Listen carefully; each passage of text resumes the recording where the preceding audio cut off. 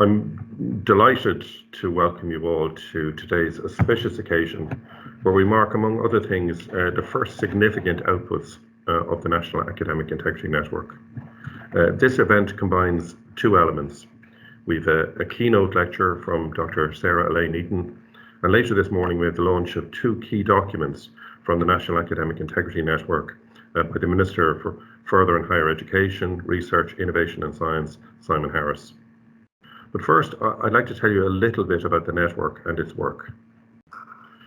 The National Academic Integrity Network, sometimes we refer to ourselves as NAIN, it's a peer-driven network of participants from higher education institutions in Ireland. We're a network of students and academic and professional staff drawn from all points of the third level compass. We recognise that academic integrity is not just a national concern, but part of an international one. And accordingly, the NAIN, the National Academic Integrity Network, has adopted the definition of academic integrity from that of the European Network for Academic Integrity. That is, compliance with ethical and professional principles, standards and practices by individuals or institutions in education, research and scholarship. I think it's important for educators we consider that refers to not just us as HEIs, as students, as individuals, as lecturers, right, as professional staff in higher education. Academic integrity is a fundamental cornerstone of all that we do in higher education. And the purpose of this network is to raise awareness about academic integrity issues in higher education and to contribute to practices and policies that can help the sector to address challenges to academic integrity. We aim to raise awareness amongst all stakeholders about academic integrity matters, offering advice and pointing to best practice in engendering a culture of academic integrity in the sector. What we hope to achieve is that we can embed a strong culture of integrity to our teaching and assessment practices. We believe that a culture of academic integrity is central to what we do. Seeing breaches of academic integrity as just a policing problem, a matter for HEIs to detect and prosecute, is not enough. Our aim is that academic integrity becomes an ingrained behaviour in all of our learning communities, part of our DNA. And the threats to academic integrity have grown considerably over the last decade. Our research colleagues were first to address this threat in their work with the National Research Integrity Forum. And the work of the National Academic Integrity Network, this network, addresses these same threats as they bear on accredited learning for taught degrees. And it's really important that we don't underestimate the scale of those threats.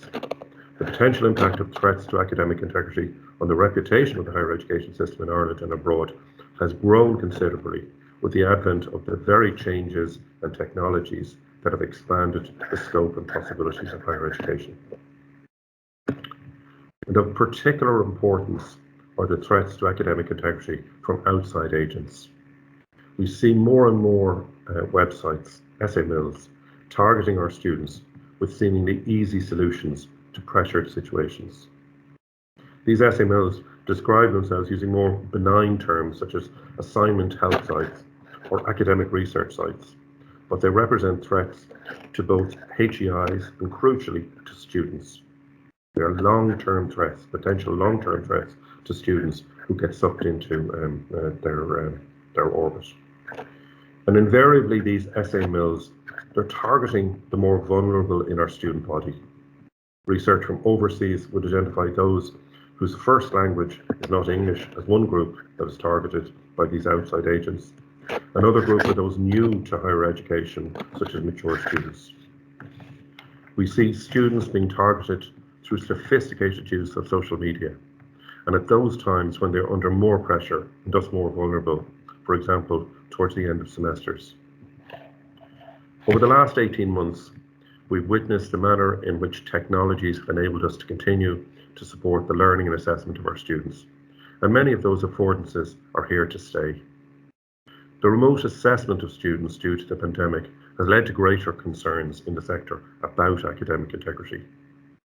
And while the National Academic Integrity Network predates the COVID pivot by only 6 months, We welcome the heightened awareness of academic integrity issues as a spur to action and changes to practices and policies in higher education. But it is important to note that the threats to academic integrity predate remote assessment and are largely independent of the particular arrangements put in place in the last 2 years. This network, as I've indicated, has only been in place since November 2019, and I believe we've made remarkable progress in that time, thanks in no small measure to the work of working groups led by committed individuals. Too small Latin over a derter, and that's particularly true of the initial work undertaken by the 3 working groups. They set out ambitious plans of action, and in that context, I have to pay particular tribute to those who initially led the working groups. Dr. Yvonne Kavanagh from the Institute of Technology, Carlow, Professor David Croke from the Royal College of Surgeons in Ireland, and Kevin McStravick from the Union of Students in Ireland. More recently, they've been joined by others, notably Francis O'Connell from the Athlone Institute of Technology, Aisling Reist from Hibernia College, Violetta Morari from Munster Technological University, Ian McLaren from NUI Galway, and Megan O'Connor from USI. And I must also acknowledge incredible work by colleagues from QQI in supporting all this work, in particular Sue Hackett, Deirdre Stritch, Gráinne Mooney, and Karina McGuire. After those introductory remarks, I'd like to move on to the first element of this morning's session, a keynote lecture by Dr. Sarah Elaine Eaton.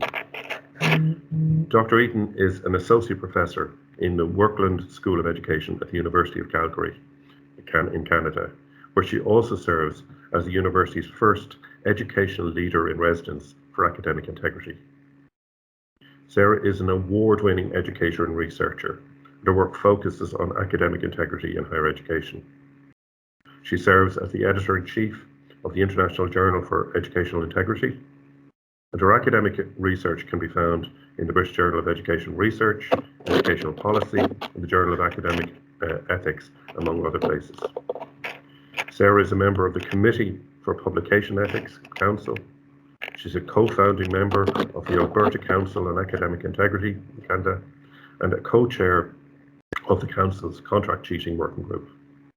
Sarah is also a member of the European Network for Academic Integrity Policy Working Group, and she leads a national policy research team in Canada focusing on contract cheating and academic integrity. Sarah's keynote is titled Academic Integrity, a multi-stakeholder approach to building a sustainable culture of integrity.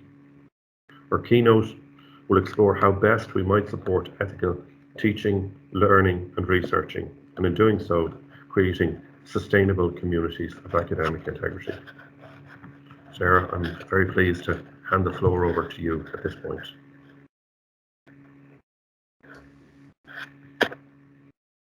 Thank you so much for that warm introduction. And I'm just about to turn my camera on here. I think everybody can see me. I really appreciate the invitation to join everybody today. And thank you for your opening remarks as well. I found that your opening remarks, introductory remarks, were very poignant and relevant for the world that we're living in today as we continue to grapple with new complexities that we face in education and beyond. I'll just take a moment to load my slides, and then we'll get started with the talk this morning.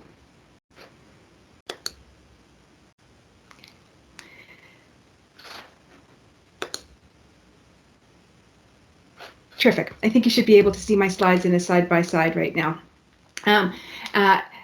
Please call me Sarah, and as well, if you're on social media, you have my permission to tweet or mention today's presentation on social media. My Twitter handle is there.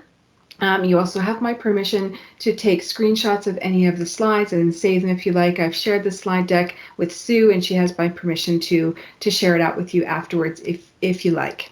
And so, yes, we're here today to talk about creating a multi-stakeholder approach to building a sustainable culture of academic integrity. So I'll tell you all about what that's about throughout the session. My research background also focuses on academic integrity. So today's session will be evidence-based, but also grounded in practice and reality of, this is not a theoretical area to research. It's a very hands-on area, and it's a rapidly changing field as well. As is customary in Canada, Now, I begin with the territorial acknowledgement, in recognizing the Indigenous territory in which I, as someone of a settler background, someone with a British background, both my parents have British background and came to this country as settlers. So I acknowledge the traditional territories of the Treaty 7 people on which this land is situated in southern Alberta, including the Blackfoot Confederacy, comprising the Siksika, Piikani, and Kainai First Nations, as well as the Tsuut'ina First Nation and the Stoney Nakoda, including the Chiniki, Bearspaw, and Wesley First Nations. And my city, the city of Calgary, where I live, near Banff and the Rocky Mountains, is also home to the Métis Nation of Alberta, Region 3. In Canada now, we often begin our presentations and events with a territorial acknowledgement to recognize not only the land, but the people who have come to create the country that we live in today, both Indigenous and those of us of settler backgrounds. So speaking of gratitude, I know that your chat is turned off, but I would like to, as you're making notes and questions for today, when the chat is turned on, I would invite you to extend your gratitude to the organizers of today. And when Mr. Kelly said that the network formed about 6 months prior to COVID hitting, I expect that they had no idea what was about to come before them as they began their work. And I can only imagine how extraordinarily busy they've been in many unanticipated ways. So please join me in showing appreciation for all of the organizers of today's event. Please jot down a little note to add in the chat later on, because I know that a whole lot of effort went into organizing today's event. And I mentioned that I am a researcher. I'm a professor in a school of education. I'm a qualitative researcher, and as such, I've been trained to start by a research presentation or any kind of lecture by declaring my positionality, and that includes for me sort of telling you a little bit about who I am and how I come to this work and what are my biases and that sort of thing. So I've been teaching in higher education since 1994. Much of it at the University of Calgary. I was what's called here a sessional or contract part-time academic staff member for more than 20 years before securing a tenure track position. I'm a tenured professor now, and it took a long time to get there. But during the first couple of decades of my career, I took teaching jobs wherever I could get them, because that's what happens when you're part of the gig academy, as Adriana Kazar would say. And as a result of that, I taught my first online course in 2005, if you can believe it. It was through a system called Blackboard Collaborate. And since then became interested in online learning, although I didn't really start to teach many of my courses online until 2011, when I shifted pretty much my entire career online, because that's where the teaching opportunities were being presented. At that time at our university, as I expect in others, we had sort of groupings of professors, if you will, some of whom liked teaching only face-to-face and insisted on having their classes only face-to-face, and others who liked teaching online. And this created almost a division. And ultimately a technical and technology-related division as well, because those of us who were comfortable online developed some facility around that. As a result of that, I've taught now more than 100 courses online at the postgraduate level, and as well as continuing in professional development. And in the School of Education where I work, we have a large graduate education that involves blended and online learning with more than 900 students enrolled per year. So most of my graduate supervision has been online, and some of my students I've never met in person, though we do meet virtually synchronously via Zoom quite regularly. And if I do get to meet them at the graduation ceremonies, if they come for that in person, it's quite a wonderful experience to meet them. And otherwise we stay connected. And that idea of developing relationships and getting to know people at a distance is something that we became accustomed to a number of years ago. And so when COVID hit, some things weren't new, some things were being revised. But for those who have experience working online, we've known about some of the threats that have been posed to our students and how to overcome them. And as I mentioned, I research academic integrity and ethics in higher education, which of course comes with a side focus on looking at corruption in higher education, and in particular the ways in which contract cheating is corrupting our educational systems. And just so that you know, because I work in academic integrity, so as not to be called out for self-plagiarism, I have presented some of today's content in other presentations, and specifically at the European Network for Academic Integrity Conference earlier this year. So that's a little bit about me and how I came to this work and how I came to be here with you today. Delighted to be here with you. But let's kind of go back to something that Mr. Kelly was talking about a little bit earlier when he was giving his opening remarks.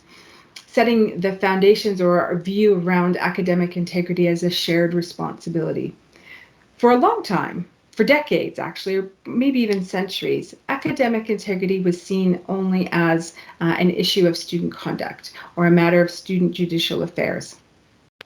And over recent decades, advocates, scholars, and educators across multiple countries have been calling for a shift in how we look at this, calling instead for a multi-stakeholder approach where we put students at the center of our work, but that letting them know that we're not alone, and also accepting that we as other members of the community, the learning community, have some responsibility to play. And this includes responsibility for staff. And where I'll situate myself here by saying in Canada, staff will mean those without academic appointments. And we call those with academic appointments faculty members. Though I understand that the terminology can change from one country to another. So whether you're working as academic staff or support staff or administrative staff, management staff, all of us play a role in this way, as well as the administration at the senior level, certainly in terms of setting the institutional tone for academic integrity. And situating it as a shared responsibility for our students. And I've also included community stakeholders here. And I'm guessing that you might be in the same situation as we are in Canada and North America broadly, and that parents are taking an increased role in their students' education right through to the postgraduate levels. And a prominent researcher in this field, Dr. Donald McCabe, who's passed several years ago, talked about how parents' interest in academic integrity is often only triggered when their students or when their children are facing an allegation of academic misconduct. And then parents become interested, and sometimes become interested in putting pressure on an educational administrator for a particular outcome of, say, an investigation.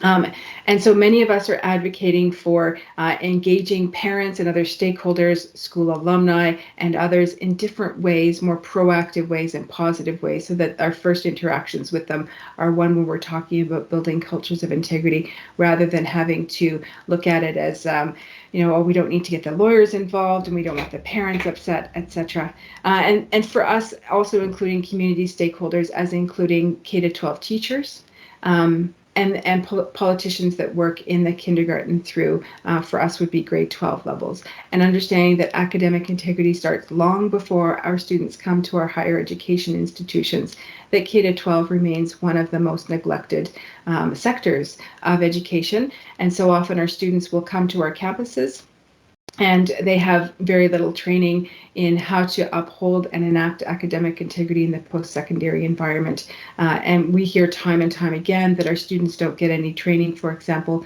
in plagiarism prevention, citing, referencing, and yet the minute they land on our university campuses, be it virtually or in person, we expect them to know how to do these things. And they come to us, whether it's from another country or from a school down the street, having in some cases no idea what the skills are that are expected that they would implement to uphold academic integrity. So there's a big disconnect for those of us who do this work, to do it not only in higher education, but to reach further into the community, to engage parents, teachers, and other members of our community, to start this work early and talk about it often, both in school and outside. So this wraparound approach in various ways has been reiterated by researchers in Australia, Tracy Brutag in the UK, Erica Morris in the United States, Tricia Bertram-Gallant, and others. So this kind of advocacy and framing of this is happening not only in one country, but in multiple countries across multiple continents. And we really are trying to get away from the idea that it is solely a student responsibility. Because when we focus only on student behavior, or as they do in the United States, on character education or moral development, it really can create a situation in which there can be antagonistic relationships with our students. And once that happens, the trust is broken and students no longer feel like they're supported in their learning environment. So one of the objectives of a multi-stakeholder approach is to reduce antagonistic and adversarial relationships with our students, in which students are demonized for not knowing what they should know, and us thinking that we can abdicate our responsibilities of teaching them. I will often tell my colleagues it is not enough to have a statement in our course outlines pointing students to the institutional policies of academic integrity and consider our work done and dusted. That academic integrity is an ongoing practice, and it's the foundation for ethical conduct in life. So it's not just about upholding academic integrity in school, but rather preparing students for an ethical future, whether that's in the trades, whether it's in a future in industry, in nonprofit, government, or in education themselves. Everything we do in school sets them up for their future. And so teaching them these broad principles of academic integrity can and will have implications beyond graduation in whatever program of study they choose. So this is sort of the framing of this as we go along. And because, Mr. Kelly talked about how things have changed during COVID, right? And so much of what we do, things will never go back to what we've done before. So I wanted to spend a little bit of time looking at the difference between emergency remote teaching versus online teaching. So the world that I came from of online learning and teaching was very, very different from what we have experienced during COVID as emergency remote learning. So, for example, we know that online learning pre-COVID, often students chose it because they wanted it, or it was a convenient option. But there was an element of voluntary participation in online learning. And we also know that people who taught in online environments prior to COVID-19, we had training and we had experience. We took professional development and professional learning and how to be effective online teachers. And this is something that if you were teaching during the COVID-19 pandemic, as pivoting to online remote learning, you didn't get that. And it was a very different experience. We had the necessary technology to do the work. So we were set up with webcams and earphones and internet connections, many of us from home. If we were contract teachers or sessional instructors, as we call them here, we had the necessary technology, even just an office chair, something as simple as that, to be able to do this work effectively. And we also had time to prepare. And that was part of our course preparation. And it was, we never had enough, trust me, but nevertheless, that we had time built in because we knew that teaching an online course took as much time, if not more, and then preparing a face-to-face class. And somewhere along the way, and I can't remember where I learned it, so I can't cite the source, but that teaching an online course would take 8 hours of preparation for every 1 hour of class time. And I found that to be about true, though having connected with people in Twitter chats, they're like, oh, I heard it was 10 hours, 10 to 1. Nevertheless, what I'm saying is, when I did my face-to-face classes years ago, once I taught the class a few times, I could refresh a little bit, but I could literally pick up my textbooks, walk into my lecture hall, and deliver my class without too much preparation. But when you're in an online environment, that doesn't fly. It's new every time, it's fresh every time, it's updated, and the amount of prep work takes a lot longer. And we also had a consistent and stable work environment. We didn't have messaging such as, oh, well, we might be back to campus next month. We knew that for the entire term and probably the entire year, we were working online. If you were teaching online for the first time during COVID-19, that probably wasn't your experience at all. You and your students may have been simply told that this is what we will be doing. There was no voluntary aspect to it whatsoever. It was immediately mandated, the rapid pivot. You may not have had any training or experience or others in your organization. Your IT department may have been completely overwhelmed with requests for help, resulting in delays. And then you may have had inadequate technology to teach effectively online, anything from not having a proper webcam, or your students not having proper microphones, etc. And we had no time to prepare during COVID. Even those of us who were experienced online teachers, we found ourselves with less time to prepare because we were living in the middle of a global pandemic and everything was a panic all the time. And the rapid changes and constant pivots about things moving quickly and getting one's hopes up about what might be happening next week or next month. And here we are moving into now, a year and a half. And we expect that the situation will continue to remain fluid, as the politicians like to say. We can't predict the future. But I think Mr. Kelly is absolutely right when he says that online learning is here to stay in some form or another. And so I wanted to kind of spend a little bit of time looking at this community of inquiry framework. It was developed by colleagues here in Canada, Randy Garrison and his team. And they put this together. Now, I will say this framework is not without some debate around it, but I wanted to present it to you and kind of unpack it a little bit so that we get an idea of how this works for online learning. Garrison and colleagues talked about their sort of three main presences. This was in online learning to engage students in an effective learning experience. One would be a social presence, a cognitive presence, and then a teaching presence that provides a foundation. So even the positioning of these overlapping circles here is important because the teaching presence is seen as a foundation to engage students socially, giving them opportunities to connect with one another and with you as the teacher, and also the cognitive presence. So ensuring that they are cognitively challenged and finding that balance between being challenged with their learning but not being overwhelmed with their learning, that we're meeting that sweet spot of it's interesting, it's challenging, it's new, it's fun, I've got my teeth into new things, and yet I'm still being able to scaffold the learning.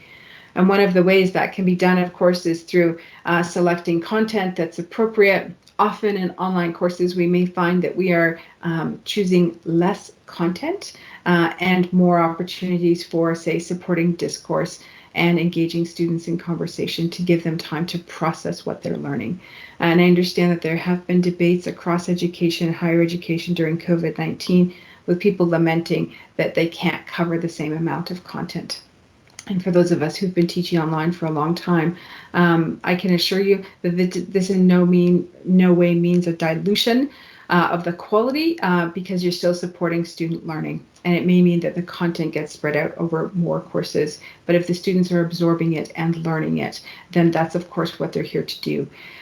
And as online educators, it is up to us to set the climate with our students. And so this is the one part of it where I see academic integrity playing a big part of it. When I talk to my students at the beginning of the semester, I say to them, one, if you're feeling a time crunch because learning time management skills is something they continue to do as young adults, and particularly if they're mature students coming back, they might need to learn those skills. I say, if you find yourself in a time crunch and on the verge of making a bad decision, don't do it. Contact me instead and we'll figure it out together.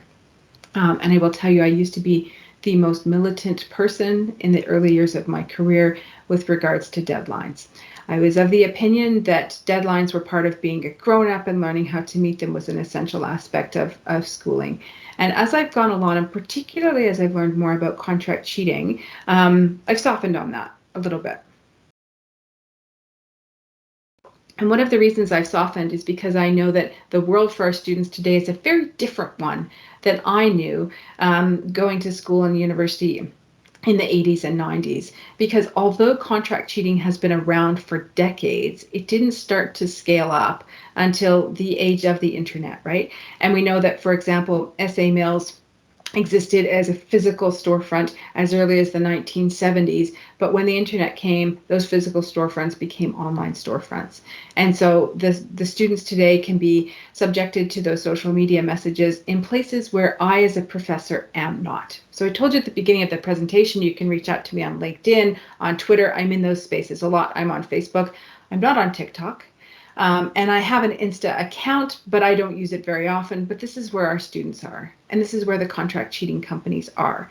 I found someone sent me an article today about a pop star who's been promoting a commercial file sharing industry or commercial file sharing company that we consider here to be a contract cheating company, and that they're promoting it, even though the company says that they don't mind if students engage in cheating. That's part of their business. So when we get pop stars starting to engage students in that way, we're facing a whole new level of threat that we certainly didn't experience when we were going to school.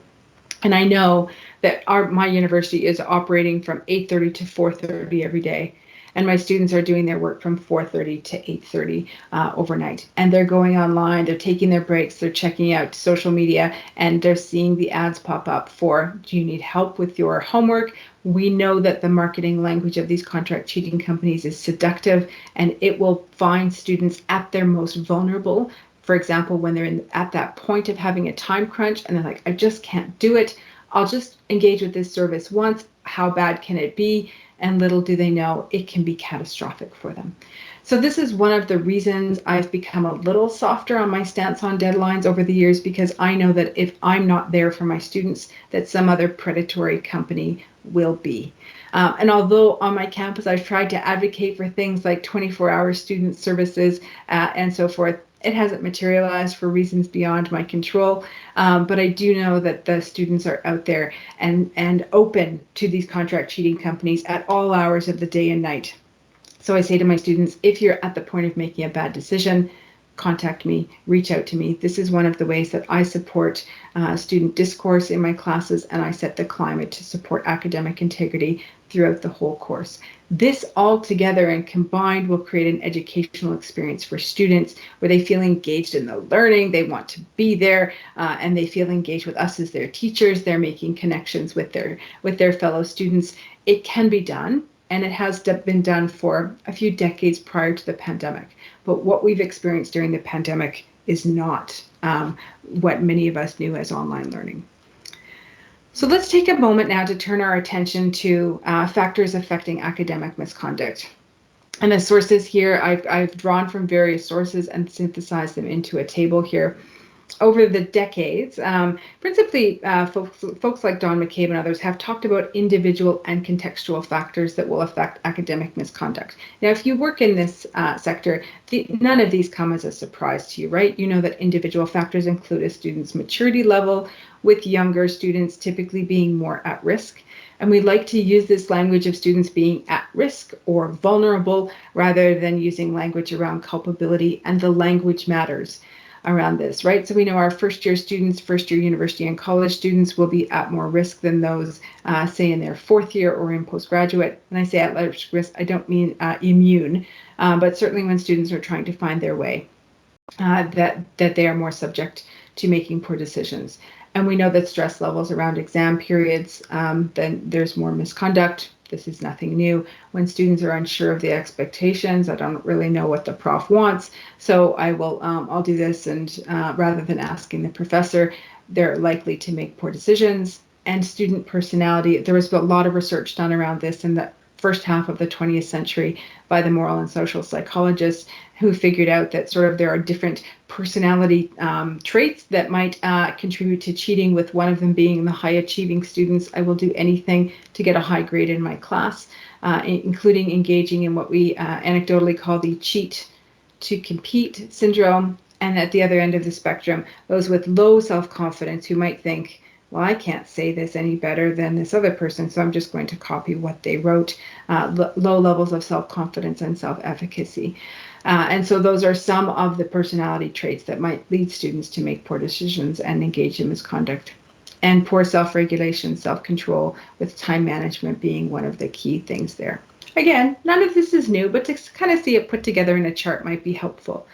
In terms of the contextual factors, our pressure to perform, we'll often see this in international students, for example, if they come from backgrounds where the grades are expected and are seen as a way to, garners a parent's love or a caregiver's love, but not only international students. So for example, I'm a first generation university student. Both of my parents left school at age 16 and never went to university. So when I went to university, I was the first person in my family to do so.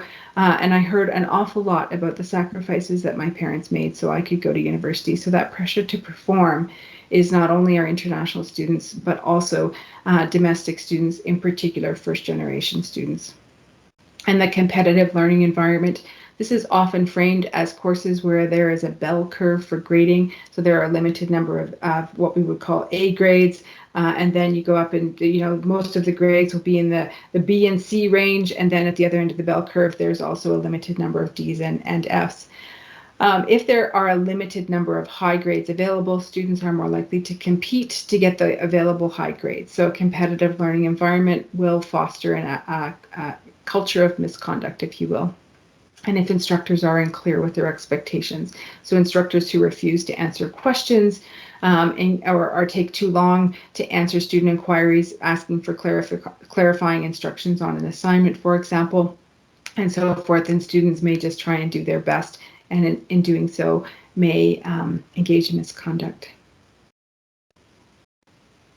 We also know that when students think that their friends are cheating, they are more likely to cheat themselves. So when we think about creating sustainable cultures of integrity, we must think about how we will include students in that, because students are our best advocates for engaging their peers in conversations and talking to students in ways that will resonate much more so than I as a professor or a researcher ever could. And then instructor attitudes. So we know that when professors care about academic integrity, then students will care more about academic integrity. One of my Canadian colleagues, Julia Christensen Hughes, will often say that students cheat when they feel cheated.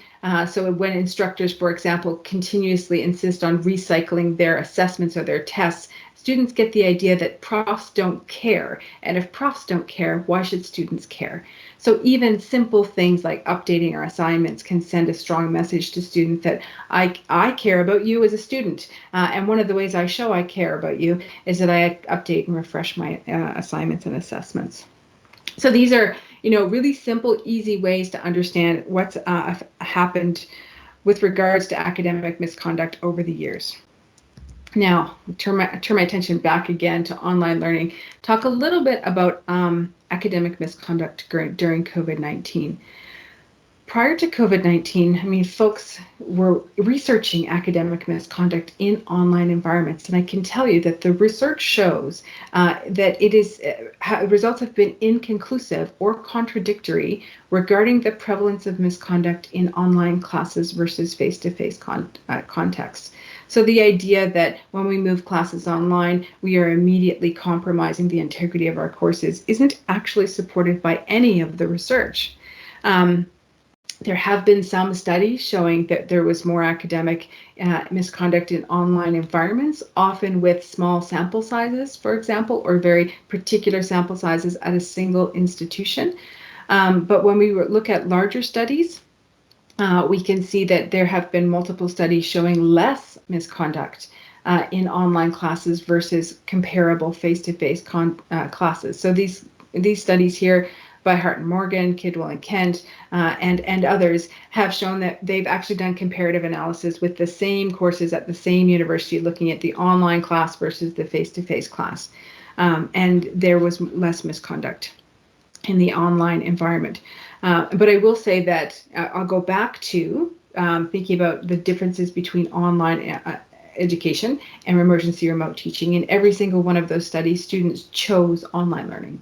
So that was the one key factor that was different. And also, prior to the pandemic, students who chose online learning were often more mature students, right? And so we know that maturity levels can play a role in academic misconduct. So the students were often older and they were choosing this. So there was very distinct differences between what they were researching and what's been happening during COVID-19. And then there were other studies that were inconclusive or contradictory in their results, or neutral with regards to their results. So you can see here, sort of as you look across the continuum, there is no conclusive evidence to support that the minute we move online, that we all become cheaters and engage in rampant misconduct. The evidence just isn't there. But we know that things have changed during COVID-19. So as I kind of unpack this research, I think it's important to kind of frame how we read research, what we look at, and understanding what constitutes quality in research. So we know, for example, randomized controlled trials are always great, and those rarely happen in education because of the social nature of education. But we can look at the influence of researcher bias for those, for example, that engaged in some of the studies saying that there was more misconduct in online learning. As I read some of the previous research by those people, I can note a particular bias against online or distance education in some of their previous work. So that may have come into play. And that we want to understand research that seeks to unpack the debates in the field rather than continue polarizing conversations and understand some of the complexities around this. And then, of course, to resist the temptation to only read and cite studies that confirm our biases. So yeah, you can find those studies that say there is more misconduct in online learning, but those are not telling the whole story. So when we start to look at the whole picture over time, it becomes a lot less clear. And as I'm talking with colleagues about this, of course, to engage in the civil and respectful dialogue and debate around things like academic cheating, it can be a very polarizing topic. So I'll come into this and present some of the research. And I will be the first to tell you that I have been unable to convince some of my scholar colleagues that although the research has been inconclusive, that there's less cheating in online courses. But I mean, as educators, it is incumbent upon us to look at what the evidence says over time and compare multiple studies. However, we know that things have changed during COVID-19. So let's have a look at that, because we know that we're living in a different world now. We know that there have been these rapid changes to online learning and teaching. And that basically our learning communities have been disrupted by the pandemic, right? With constant changes and shifts and all of that happening. We know that there are increases in academic misconduct globally. So if you've been dealing with this at your institution, I can tell you that you're not alone, and that schools have been reporting upwards of 200, 300, 400% increases in academic misconduct during the pandemic. So you're not alone there. And we also know that normal online behavior has become regarded as deviant behavior or misconduct. So I'll take a little pause there and unpack that for you, because I think this remains a point of contention and debate. So I mentioned at the beginning of today's presentation that you had my permission to take screenshots of my slides, to share them on social media, to give your commentary on Twitter, and I invited you to do that. Why? Because sharing in online environments is normal. We do it all the time. We share status updates, we share photos, we share memes, we share, and this is seen as a good thing. Now, when students go in their online learning classes and they share exam answers, ideas, homework answers, suddenly this is seen as a form of misconduct. So we have taken normal online misconduct of sharing and classified it as deviant because it was deviant in a face-to-face setting. So one of the great challenges I think we face with online learning is how to make normal online behavior not an act of misconduct. So in other words, how do we teach our students how to share ethically in online spaces? This might mean engaging students in deeper conversations around, okay, so talk to me about who you collaborated with. Who did you ask for help with this assignment? How did you get your answers? And it might be that new ways of collaborating with students is something that we're going to have to grapple with, as we know that students doing individual work is just less likely when they're in an online environment.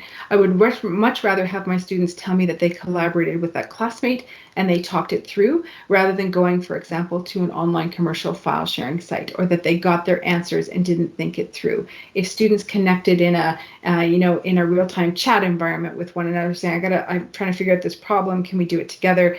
Then simply download the answer from somewhere. So understanding how students are learning and asking them what their experience is, and finding ways to normalize online behavior into learning behavior, and having our students share with us their learning process rather than simply wagging our fingers because that was wrong when we were in school and we were only learning face to face.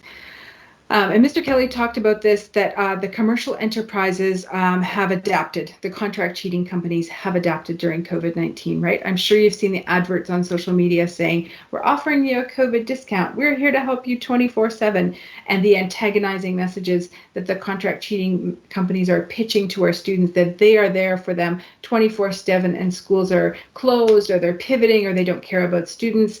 And so we often talk at our school about disrupting those messages. With counter messages of care for our students and engaging an ethic of care as part of our teaching practice, and letting our students, we are there for them. We may not have teams working offshore to answer their chat 24/7 because we also need to sleep.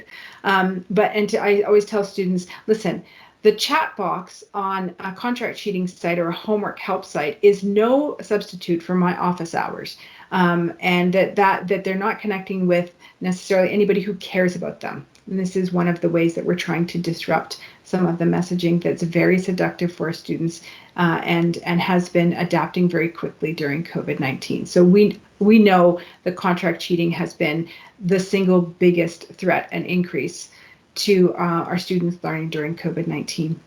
I don't know if you've seen the new article by Guy Curtis out of Australia. He was the one that, with colleagues in 2017, did a meta-analysis of contract cheating and came up with that sort of number of maybe about 3.5% of students are engaging in contract cheating. Well, Guy now, with a different group of colleagues and using a different research methodology that doesn't rely on self-reported data, but rather surveying students themselves, has conducted data collection during COVID-19, and they have found that their initial estimate was wrong, and they are now predicting that up to 4 times more students than they originally predicted have been engaging in contract cheating behaviors, and their data were collected, I think, between September and December 2020. So it's a fascinating read. If you haven't read Guy Curtis's new article, go have a look at it. Absolutely wonderful to read, but it really, again, sort of says, okay, what do we do now about all of this? Because our world has changed. So those individual and contextual factors have now been further complicated by what I'm calling complex factors exacerbated by COVID-19. So those first 2 columns that you saw, now let's look at that third column. Whereas we may have had maturity level or pressure to perform being individual and contextual, now we have multiple and competing priorities, including students who are caring for family members with COVID-19, or they're having to go to work to contribute to the family household income because their parents have lost their job or their parents have become ill. And so this is a new complexity, or an exacerbated complexity for so many of our students. Our students, like us, have been living through an extended period of chaos, and those who can deal with chaos well have coped probably a bit better. But this instability through the learning experience has affected our students, and it's affected the rates of misconduct. And the rapid pivots to new ways of teaching and learning has meant that some educators just haven't been able to be their best self as a teacher during COVID-19. And so students haven't been getting the best learning experience. That's been a reality during COVID-19. I will say that this needs to all be validated through research, right? But I'm expecting that nothing that I'm telling you is coming as a surprise. And those with a tolerance for ambiguity and living in chaos have been doing better, but it's taking our toll even on the most tolerant. And that multiple modes of learning have added to this complexity, whether it's synchronous or asynchronous, or we're back in the classroom or we're not. And these, again, are sort of new stressors and new changes for our students. So you can suddenly start to see how individual and contextual factors no longer tell the whole story, that we're now looking at complexity and factors way outside anybody's control at a societal or mega level that have just never been there before. So all of these things have led to increases globally around academic misconduct. So we know that there's these multiple and complex confounding factors around breaches of integrity and ethics. We know that there is a need to disrupt the myth that there is a cause and effect relationship. Simply going online doesn't make people suddenly turn into cheaters. We want to continue to disrupt that message, and that we know that efforts required to develop those trusting relationships with our students online and let them know that we do care about them. And of course, creating those excellent online learning experiences for our students, right? We want them to come in, we want them to learn and be challenged and have a good time and be inspired to continue with all this work, and all of that takes effort as we all continue to live through the global pandemic. So I think one of the really exciting things that you're doing in Ireland right now with your National Academic Integrity Network, I mean, you have a National Academic Integrity Network. Oh my goodness. You have suddenly catapulted yourselves into leaders on a global way that no other country has, in my opinion, with you being a peer-driven network of academic and professional staff, student representatives, and representative agencies from across the higher education landscape. When I read that, I tell you, I was so inspired. I really think the work you're doing in Ireland is absolutely cutting edge, and that the rest of us around the globe really need to pay attention to what you're doing in Ireland, because quite frankly, from what I had from a sneak peek of those documents prior to today's presentation, you've got it right, and the rest of the world will be looking to you. Because we also know that the academic integrity community, as Mr. Kelly said, it is global. You have peers around the world. I know you've been working with your peers in Europe and beyond. We know that it's transdisciplinary. It's no longer about plagiarism being the work of English professors. This is affecting everybody in every discipline, and looking at this. It's no longer enough that I only work with others who have a humanities or social sciences background. I'm also doing work with folks in computer science, in physics, in biochemistry, and these are new disciplines for me. And I can tell you, it makes me feel a little unsure of myself when I work with those folks, but I also know it's absolutely necessary. I can't stay in my disciplinary silo, and I encourage you to do the same. We also know that this is boundary spanning work. Individual teachers can no longer work on their own. To do this kind of work, we need the support of our administrators, our schools, our systems, our networks, and that we must come together as nonprofit organizations, corporate, government, educators. All of us need to work together. This is the nature of transdisciplinary work, that we're working with people in multiple sectors. And if you hear a little bit of extra noise in the background, that's just the cat on the scratching post. It's one of the things we do working from home. So we know this work, as well as transdisciplinary problems, are complex problems that no individual can address by themselves. We need a concerted effort of people working across sectors, working together, working across disciplines. We need the scientists, the scholars, the educators, the policymakers, all working together in that cross-fertilization of knowledge, which I think your network is going to be doing in Ireland, that no other network that I can tell around the world is going to be doing. We want to transgress old models of traditional modes of scientific and scholarly inquiry, and understand, okay, what do we need to be doing now? We're living in a complex world that has new challenges that we've never seen before, and it's up to us to respond to them. This is an uncomfortable way of working. For a scholar who's trained as an individual scholar or even a team scholar to work in one's own discipline, to go beyond that is uncomfortable, and it's also exciting. And that to do this work, humility and tolerance are key. So when I was talking about this with colleagues from the European network, I was doing a project now with colleagues who say, oh, I need to move my meeting because I've just been called into a committee meeting, and the committee was the Canadian Space Agency because they were doing some work with them. I'm like, wow, okay, that's so out of my realm as somebody with an education and languages background. That was new for me, but of course we made the accommodations that we needed to make. So it's wildly exciting and also uncomfortable, and that's part of the joy of it. So I'll kind of circle back to this idea of academic integrity as a shared responsibility, keeping the students at the heart of what our work, and also letting our students know that they are not alone, that we are here for them in many and multiple ways, and we are here to support them. And I'll take a little moment to just dwell for a moment on the role of academic leadership. Years ago, Don McCabe would say it was essential for academic leadership to set the tone for academic integrity at an institution, and to set the culture, and to talk about aspirational and inspirational messages. And I agree with McCabe, and at the same time, I also disagree with him by saying it is essential and simultaneously not enough for higher education leaders to only speak in inspirational or aspirational terms. We also need concrete resources to support this work on our campuses. So the school cultures of integrity cannot develop without leadership to support the work, and that support has to come in the form of concrete resources. So that means the allocation of resources at the local level, the school level, including personnel, academic integrity offices, for example, at every school, on every campus. This cannot be allocated to one person to bear the burden of this work at an institution. This requires a team effort with multiple people being trained on campuses to do the work, to engage in collaborative learning, professional development, and so on. We also need to have multiple people working on policy updates and how to enact those policies, ensure they have teeth.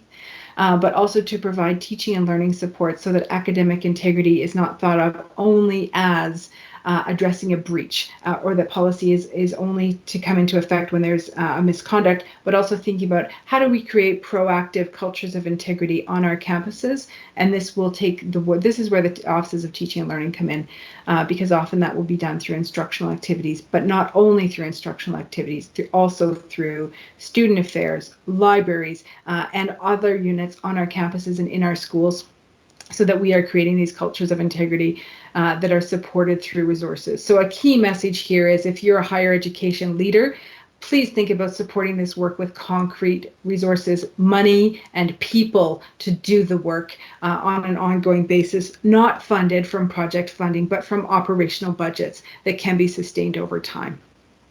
Because we know that these challenges are not going away.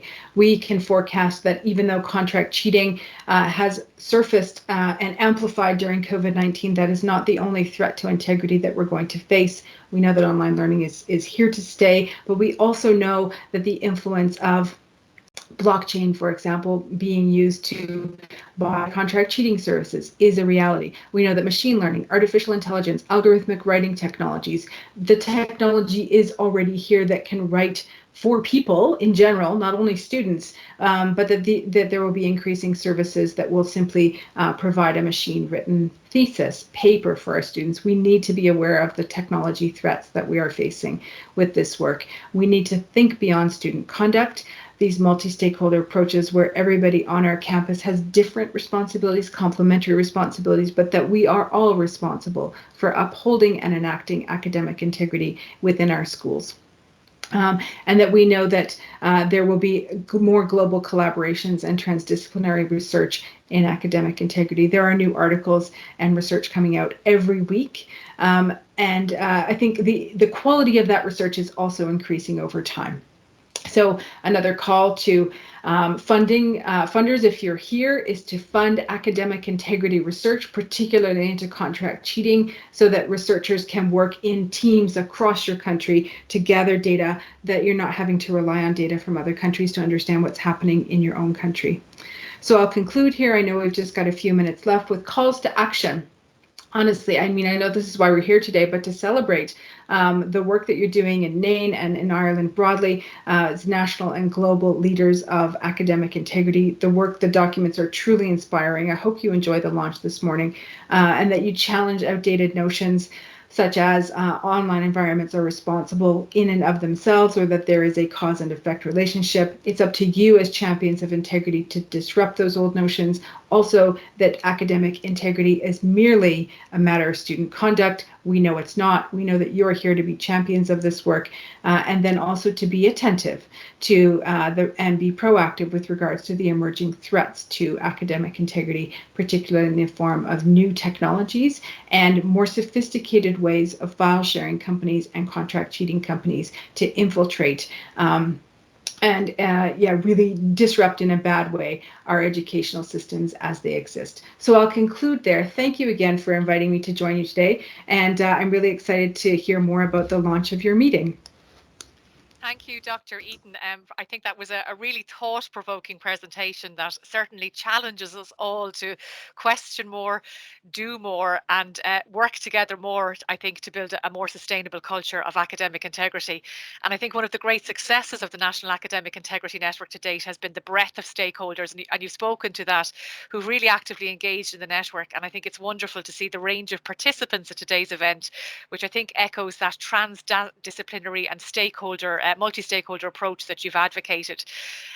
So in that spirit, I hope you don't mind if we look at some of the questions that today's attendees have posed.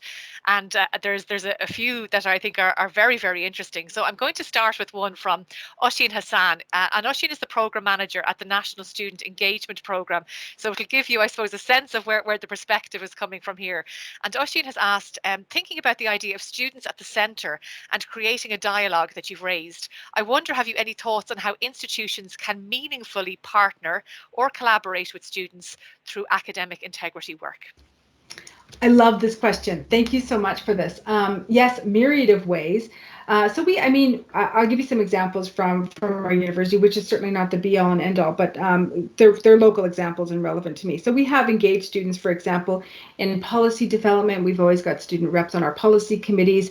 But beyond that, we do often do it through our student governments or through our students' union. So for example, with the International Day of Action Against Contract Cheating coming up on October 20th, we have a planning committee. We've made sure that we have student reps on that committee. We've said, what do you need to support you with your activities, whether it's prizes or we just let them go. They plan their own fabulous activities, their own social media campaigns. We give them the support. We also educate them about some of the threats. We find students are often unaware of the blackmail and extortion that can happen from the contract cheating companies, but we really want our students to be at the forefront because we know that they have way more sway with other students than we do. So engaging students in the proactive piece as well, the activities, as well as the policy discussions. Does that help? I think it really does. And I think it's certainly reflective of our experience at Nain as well, because we have had the most incredible student members, both in the network and in our working groups. And really, they have shaped our work so much. So great to hear that extra insight from yourself as well. Keeping with the student theme, I noticed a question posed by the NCISU president. So I assume it's Diana. So I hope I haven't got that wrong. And Diana's question is, hi, Sarah, great presentation. Just wondering what you see as the greatest risks to institutions and students in the context of academic misconduct. Okay, this is another terrific question. I think for us, having blinders on, right? So for those of us that know about contract cheating, for example, we know about the predatory nature of some of these companies, but keeping blinders on about that, I think, will be our biggest detriment, and also not understanding the ways in which these companies are rapidly developing, right? So we talked about essay mills, but we know from Thomas Lancaster's definition of contract cheating, it goes beyond that. It affects all disciplines. And I think one of the big threats as well is to graduate education. We didn't have a lot of time to talk about that today, but the thesis consulting services, in other words, the essay mills for theses and graduate students as graduate education becomes more important. And then other threats, of course, will be non-commercial things, even like machine learning and artificial intelligence and our algorithmic writing. So there's a lot on the horizon. And if you're in this sector doing this work, we have a lot of work to do. Thank you. And just to clarify, it wasn't Diana, I've been put right. It was Conor O'Reilly, who is the newly elected president of NCI. So very important to get that right. Thanks, Conor. Great question. A question from Ross Anderson from the University of Limerick. Ross has asked, what do you see as the key roles for senior management in HEIs in promoting and embedding academic integrity? Great question. So in addition to resource allocation, I would say as well, supporting academic staff, right? And letting them know that in terms of there are supports to help them with their teaching and learning. But if they want to report misconduct, that their employment isn't going to be threatened, or their semester evaluations are not going to be, threatened. Or we know sometimes it has happened that students might retaliate through their end of course evaluations for professors who've reported them for misconduct. But then helping an instructor frame any negative comments in those student evaluations of teaching to be able to say, okay, well, if you've reported misconduct, your scores might go down. And that doesn't mean that you're a bad teacher or that you might be subjected to, lower pay or having your employment in jeopardy. And also maybe creating institutional cultures around these student evaluations of teaching so that they are less of a threat for instructors as well. So that I think is an important piece that we haven't talked about. And I think interestingly, Ross had a follow-up question to that, which I think is again interesting in terms of, and I don't know if there are any examples, but can you think of any examples of institutions who are really leading the way in this area at all that we could look to? For student evaluations of teaching? No, particularly in terms of supporting, I suppose, academic staff with dealing with academic integrity. Yeah, I think we're looking to the teaching and learning centres, and I know we've been doing some work around that in Canada.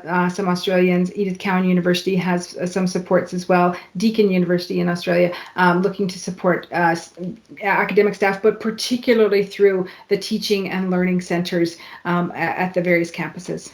Super, thank you so much. A question from Rita Collins, one of my colleagues at Hibernia College. So Rita has asked, support for students undertaking academic writing needs to be built into a programme. What supports would you recommend? Oh, wow. Okay, I love this because the idea is that it's ongoing supports for students. So we talk here about the need for maybe an introductory tutorial for students around academic integrity that they have as part of their orientation or pre-arrival activities, but then that's supported through ongoing workshops and writing support for the students. We know, I mean, even as an academic, I know my writing has continued to develop, and so have my citing and referencing skills, and a one-off workshop just won't do it. That we need to have continuous support for students throughout their schooling. Thank you. I think that's a really important message. I suppose looking at student supports again, there's a question here from Vanessa Murphy. She's asked about, can you comment on the potential blurring lines between caring for students and responsibility for their well-being? And I think that is a challenge that I suppose goes beyond academic integrity, but probably, also sits within it. Any thoughts on that at all? Yeah, this is a tough one, and I've experienced this myself. There have been points with my own students I've thought, okay, I want to be caring, and I want to engage in ethic of care, and yet I'm not a counselor, and I need to be able to know when I need to refer students to student wellness for an appointment with a counselor, because I have limitations. So I'm not a qualified psychologist or a therapist, and I need to be able to know where that line is with the student, and also to not get so personally involved with them when they're having things that are just beyond me to help with. And so I think this is one of the coaching things that actually our administrators can help us with, is saying to teaching us when is the point when we need to refer students on, because that does happen quite often. And I feel for you because I've been there. Thank you. Now, I suppose the question that I suppose is always the hairy question in the room to a certain extent, which is the question of proctoring. So Sharon Flynn has asked about remote proctoring, and it has been much discussed over the past 18 months. We'd love to hear your thoughts on that. Oh, well, there's probably not enough time. Okay, well, I'll declare my bias right up. I said that was part of my positionality as a qualitative researcher. I'm not a fan of remote proctoring. We did set up a task force, I think, like so many other universities here, maybe about a year ago, a little bit more, because our provost at the time was hell-bent that we were going to have a proctoring company in place for the new academic year last year. And I was on the task force that was set up for that. I started looking into the research and was ultimately unconvinced about the efficacy of these programs to lower the academic misconduct, so that there might be a deterrent. But we were looking at like a $250,000 contract, and the prices were going up, it seemed, every day as these companies, right, were pitching their products to us. And I also know that needs to be balanced, because we have students here in professional programs such as nursing or accounting, and they're going to go on and take licensure exams in their professions where they will be subjected to online exams that use proctoring. So in some fields, it may be justified, particularly in order to prepare students for professional licensure exams. But I will say, I don't think it's a panacea. I don't think it's a silver bullet. I do think that there are risks to students. There's almost no research to understand to what extent these services exacerbate test anxiety. And I said, one of the things I said to our senior administration was, right, what supports are we going to have in place for a mental health emergency that happens on camera while a student is being remote proctored, and it's either an artificial intelligence that's proctoring them, or it's an individual offshore? What supports are we going to have for the students who are engaging in self-harming behaviors during their exams? And the answer was, we had none, and we couldn't put them into place. And so that for us became a determining factor why we didn't get proctoring. And we also know that these programs have algorithmic biases against persons of color. And so students of darker skin tones are discriminated against by the technology. So there were, again, sort of multiple factors. Our university didn't pay the big bucks. We didn't pay the $250,000 for the year-long license for that. We've instead put money into teaching and learning resources, but we've also made exceptions. So yeah, this is a big hornet's nest. That's my concluding thought on that. Yeah, and I think that's a really interesting perspective, and I think that the fact is, as you said, that there isn't a silver bullet here, and there's no clear yes no answer. I think it's a much more complex topic than maybe we can cover. I'm going to give you one last question because you've done so well. You've taken so many so quickly, and thank you for that.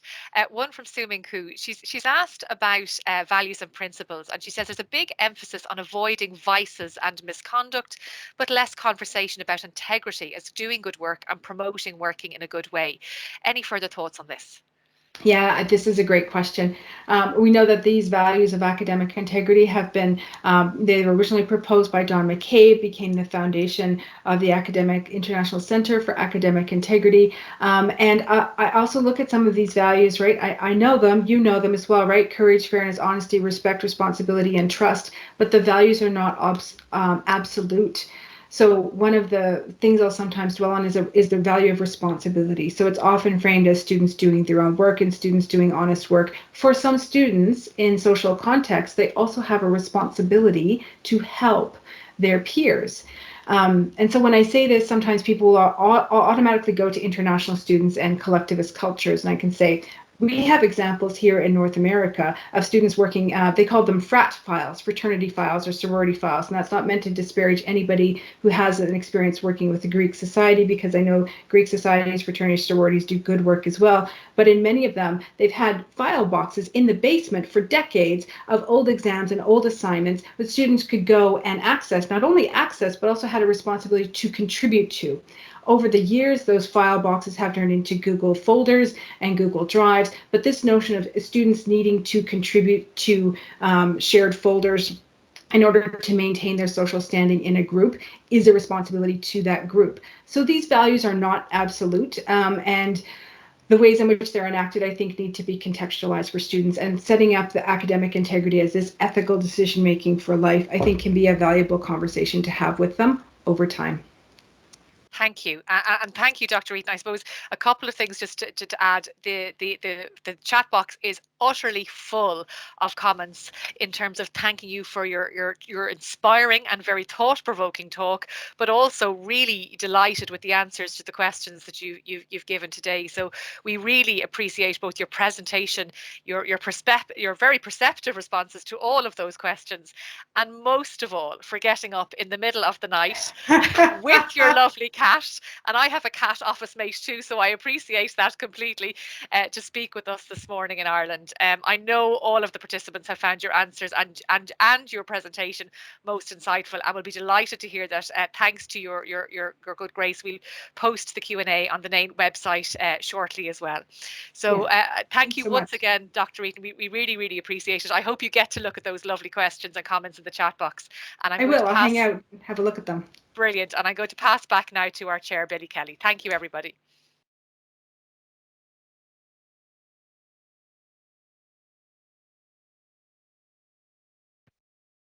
Thank you very much, right, okay, Aisling, and particular thanks, right, okay, to Sarah for that most interesting keynote. Loads of challenging ideas and questions, right, okay, for us to mull over now and in the future. And at this point, right, okay, I'm going to hand over to Dr. Porrick Walsh, right, okay, the CEO of QQI. There's a slight change, right, okay, to our schedule, right, okay. Sarah's talk went on a little bit longer, right, okay, than we'd anticipated, but all the better for that. So Porrick will be followed, right, okay, by the Minister, Simon Harris.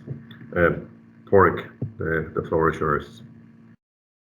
Thanks very much, Billy, and thanks a million to Sarah for a really insightful and thought-provoking keynote. A huge number of responses there in the chat to show how much interest it generated, and to thank her again for I just checked, it's 4:15 at the moment in Alberta, which meant she got up at some ungodly hour, even if her cat was there as well. On that, thanks to Aisling for firing through those questions really quickly, which was great. I suppose to begin the formal launch of the National Academic Integrity Resources, we'd like to be able to bring your attention to the links, which we will put up to make sure that people will have access to the documents. On behalf of QQI, I'd like specifically to thank the National Academic Integrity Network for their commitment and dedication to collaborating as a national network on the development of resources to support HEIs and other HE bodies in upholding and promoting academic integrity.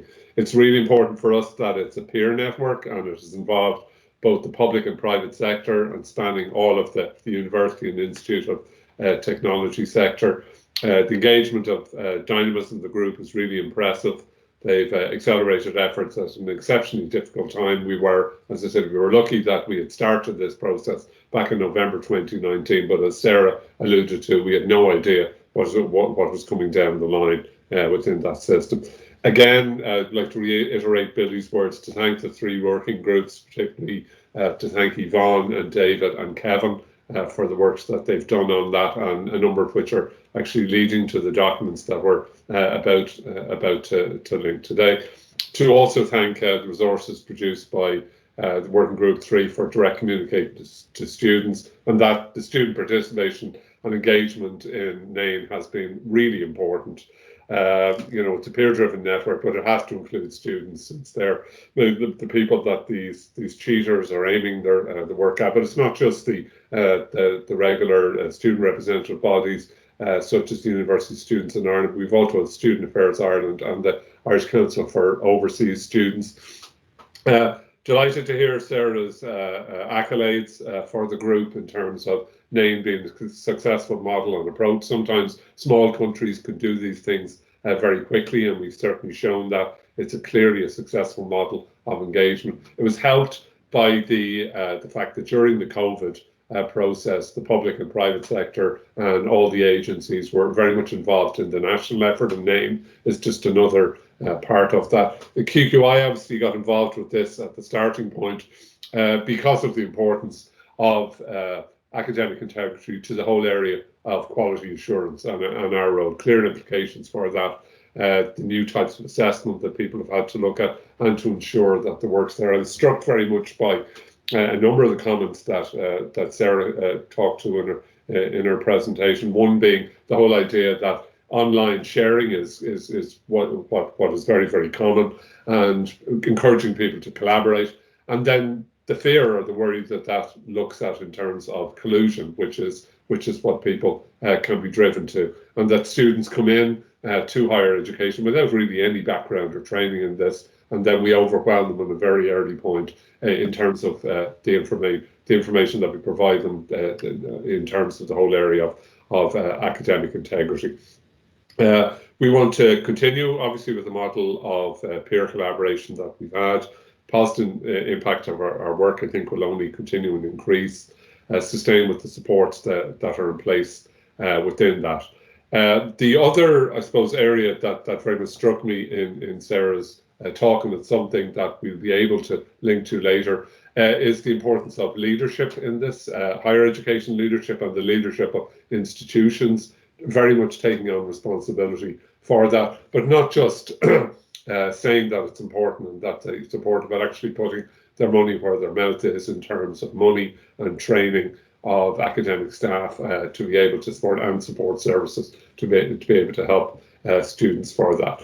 We will continue to ensure that the work is highlighted at an international level, continue our connections to international networks as academic integrity, and knowing that cheating is a global issue which requires a global approach.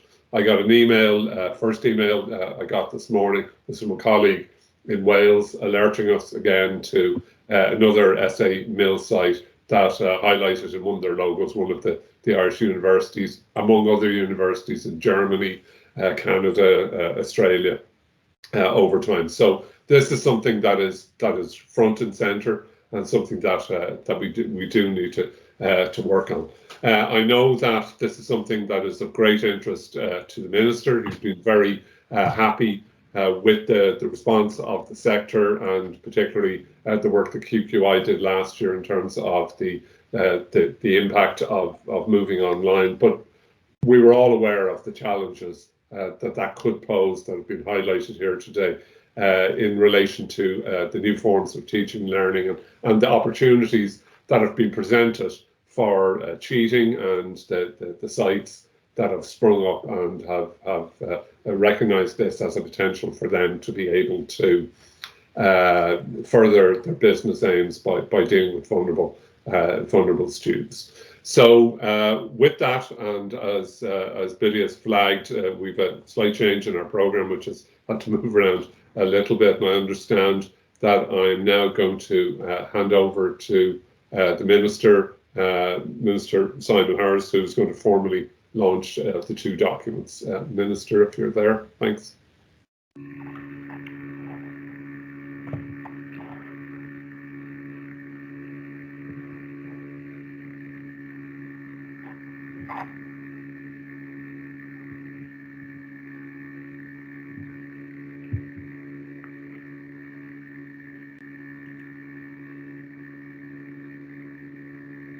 Monica, I'm not sure if I have the floor or not. Right, okay. The plan was we'd go to the Minister and follow them by Professor O'Hogarty, right, again, Professor Kinnan.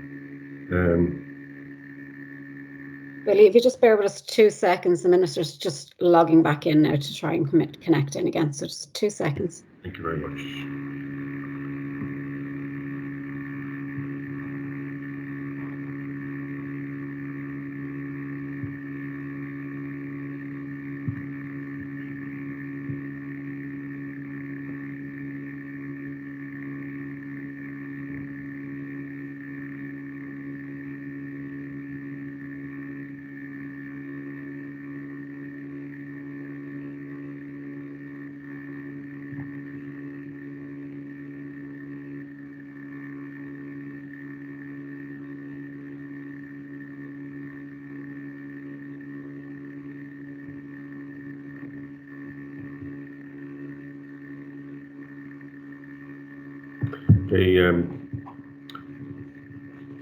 Filling time. I do think I want to just go back to Sarah's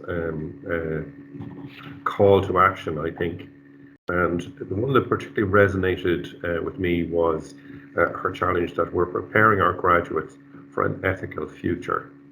I do think that thread of ethical behaviour has to run all the way through, right, okay, from school through their time in university, but it is preparing them, right, for that ethical future. And that's a key element in that. And the challenge really is about how we as institutions, right, okay, can put those necessary resources in place, right, that will change behaviours. I think with essay mills, we run the risk of always, if we think about targeting essay mills, well, that's not to say that we shouldn't, but it risks becoming a whack-a-mole, where we've already seen this, right, okay, when one site shuts down, a clone of it, right, okay, pops up elsewhere. So prosecution isn't going to resolve the problem. It is actually the behaviour, right, okay, of our students, right, okay, that are key. And there is a very clear connection between the behaviour of students, right, and our behaviour, right, as academics and professionals in higher education. Tricia Bertram-Gallant makes the point, right, and Sarah alluded to this as well, right, okay, that if we're not seen to care, if we're not seen to care, that won't always close. I see now that the Minister has joined us. Minister, you're very welcome, right, okay, to this launch, right, okay, of these key documents from the National Academic Integrity Network. So I give you the Minister for Higher and Further Education, Innovation and Research, Simon Harris. Thank you so much, Billy, and I hope people can hear me. And thank you very much for having me here today, and I'm sorry that there was such a difficulty on my end in logging in, but I really did want to be here this morning to really support this initiative. And the first thing I want to do, I suppose, attending an event with so many leaders in higher education, in further education, and indeed student leaders as well, is to say a massive thank you to each and every one of you. I know the last year and a half or more have been so difficult for everybody in our country, everybody in the world, but it's been very challenging for people in further and higher education, and indeed for agencies like QQI. I really want to thank everybody for going above and beyond, for working in weird and unusual ways at an emergency pace, to keep the show on the road and keep the needs of learners and our education system to the very fore. So for all that you've done in that regard. I want to thank Sarah Eaton for being with us at what is an ungodly hour, I think, in Canada, and for giving so much of her time this morning, and indeed her expertise. Thank you very much. And thank you so much to Pádraig Walsh from QQI, and indeed you, Billy Kelly from the National Academic Integrity Network, for the invitation to be with you this morning. I know that the theme of today's event, academic leadership and encouraging the leaders in public and private higher education institutions to lead on academic integrity, is so timely, and it's so apt as we now see our students beginning to make a safe return to higher education campuses right across our country. We're all aware, and you're very aware, of the impact that the COVID-19 restrictions have had on teaching and on learning and on some form of blended learning and flexible modes of assessment, and the reality that that will continue in various forms into the academic year. The importance of maintaining academic integrity in our higher education institution continues, of course, to be key. And the integrity of Ireland's higher education sector is one of the key values set out in my department's first statement of strategy, which I was delighted to launch back in March. The strategy sets out Ireland's path to become a leading knowledge economy with recognition internationally in the areas of higher education, research and innovation. The reputation of the Irish higher education sector is absolutely key to achieving and fulfilling this objective. Supporting a culture of high standards, high quality and academic integrity is critical to protecting the world-class reputation of the Irish education system. Unfortunately, we must recognise the reality. Academic misconduct is a growing problem globally, and the challenges presented to upholding academic integrity have increasingly been compounded by the growth, as Pádraig referenced, of sophisticated, easily accessible and low-cost cheating services, which are all too often readily available online. In seeking to understand these challenges, it is important that we understand the pressures that students face that may drive them to engage in these behaviours. In particular, the specific challenges faced by vulnerable student groups, such as first-time students, final year students, and students facing academic or personal challenge. In the current climate, many students can lack confidence and can feel anxious about studies, about career choices, and indeed about life.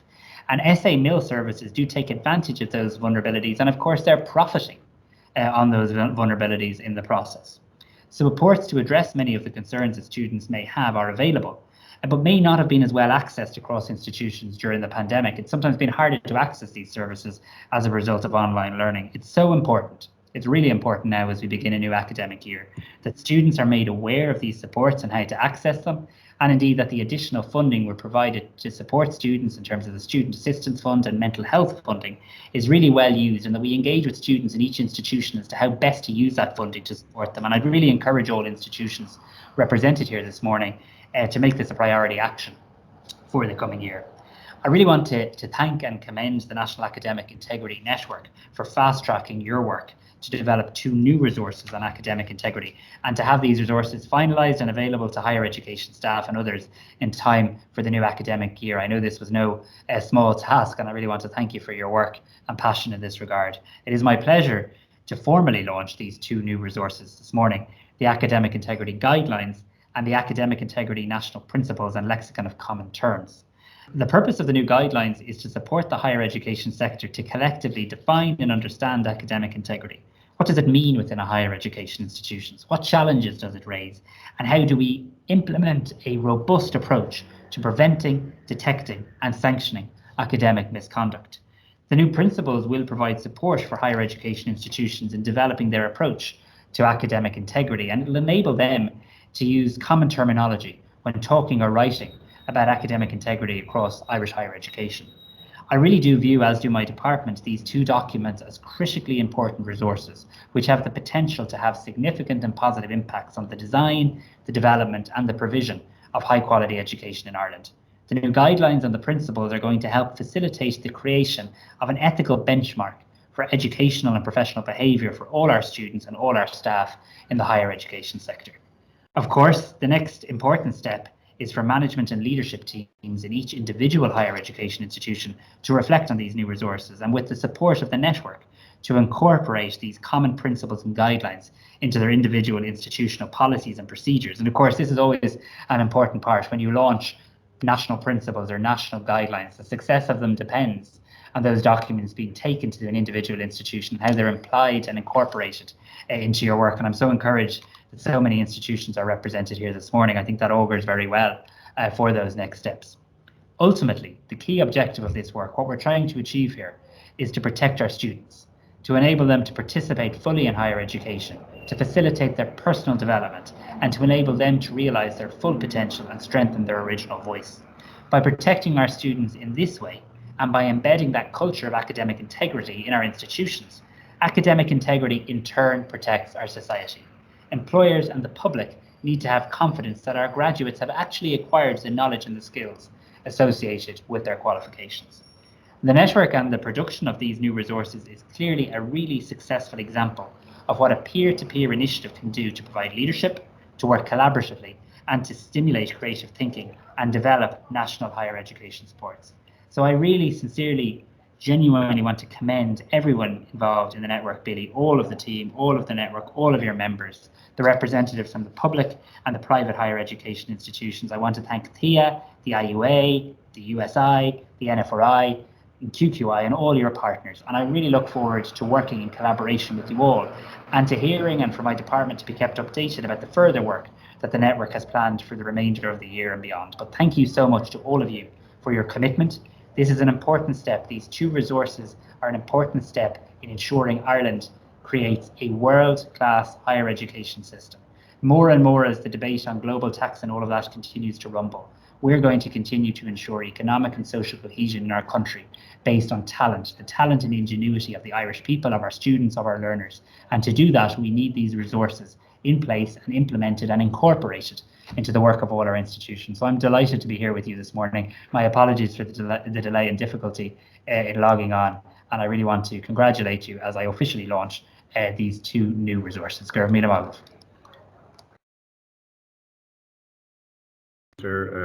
you very much, right, for that. We're delighted, right, okay, with your launching of these. We look forward, right, okay, to working, right, okay, with all parties, right, okay, in terms of implementing them. And we absolutely take your point, right, okay, that the real test of this will be how we take these guidelines and how these are implemented, right, in the individual higher education institutions across the sector. I'm very much taken, right, okay, with your focus on protecting our students. I think this really is key. This is the message, right, okay, that we have. It is about protecting our students of the future. So again, Minister, thank you very much indeed. I'm now going to call upon Professor Kieran O'Hogarty, Chair of the Irish Universities Association and President of NUI Galway, to say a few words.